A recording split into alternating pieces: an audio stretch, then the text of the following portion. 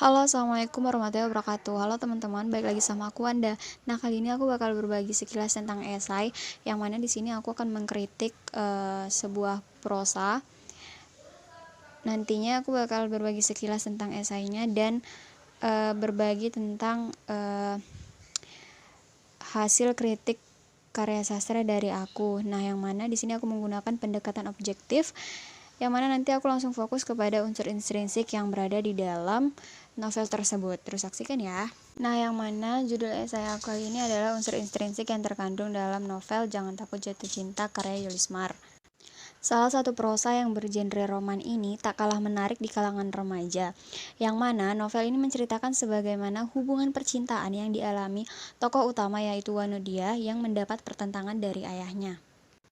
Nah, dalam mengkritik karya sastra ini, saya memiliki banyak pendekatan, yang mana saya menggunakan pendekatan, salah satunya adalah pendekatan objektif. Dan teori yang saya gunakan adalah teori struktural, yang mana menekankan pada unsur-unsur intrinsik yang berada di dalam novel. Dengan unsur intrinsik yang pertama adalah tema, yang mana tema dari novel ini adalah romansa, yang dibuktikan pada bagian 1 dengan kalimat, "Ayo, bergegaslah Kanda, masa untuk kita tak sepanjang para gadis dan jejaka." Hah? Sungguh banyak suara yang terbilang pada usia. Kelayakan rasa tentu tak ada timbangan dan takarannya. Jika dia punya batas, maka tak ada lagi keindahan dunia. Kanda, aku masih di sini untuk keberanianmu. Di mana ini menjelaskan tentang seorang gadis yang menunggu keberanian kekasihnya untuk memperjuangkan percintaannya. Selanjutnya adalah unsur sudut pandang. Di sini menggunakan sudut pandang orang pertama yang dibuktikan dengan kata ganti aku yang ditampilkan di bagian 4 dengan kalimat, "Aku, Wanodia, belia yang baru pandai menata dalam asmara loka, terkesima dalam elok rayu pemujanya, asa melambung kan dapat cinta yang amarta."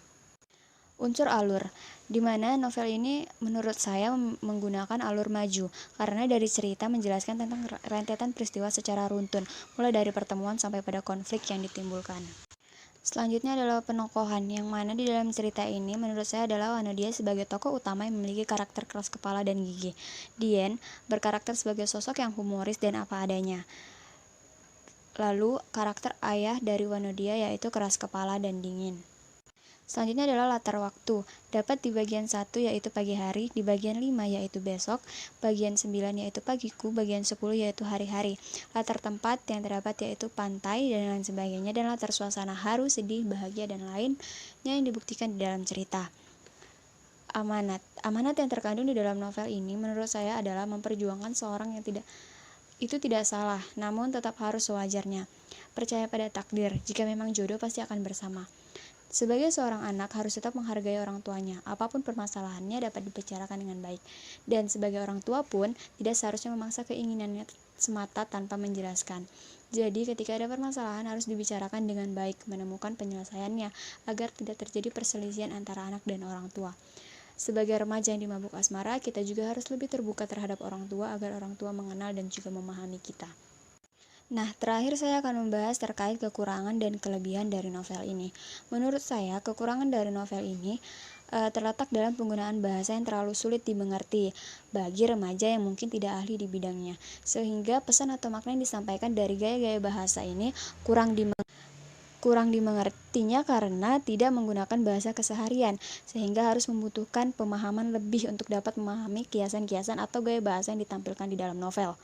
Nah, terkait kelebihan dari novel ini, menurut saya sebuah kisah yang diceritakan atau yang diangkat di dalam novel ini sangat bagus dan sesuai dengan problematika di zaman sekarang dengan penggunaan bahasa yang cukup memukau, yang ditandai dengan penggunaan kiasan-kiasan atau gaya bahasa yang indah, yang mana ini menjadi daya tarik tersendiri bagi novel itu.